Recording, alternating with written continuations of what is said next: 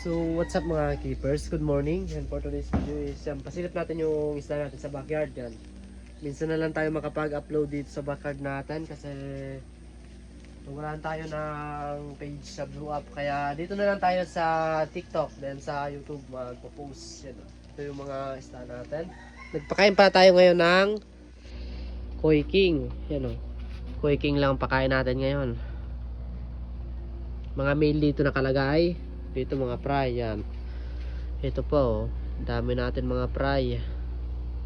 Mga green water na nga.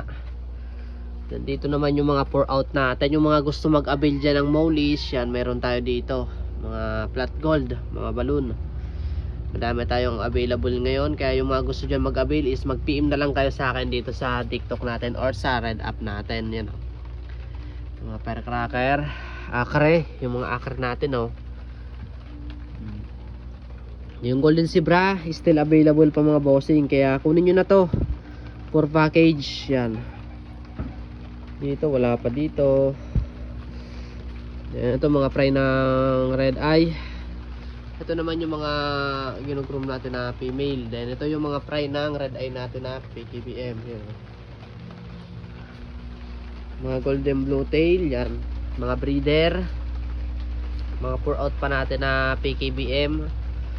Ito po, madami pa tayong mga maliit dito. Tapos breeder na PKBM. Mga naghahanap dyan na breeder, mayroon tayo dito mga breeder.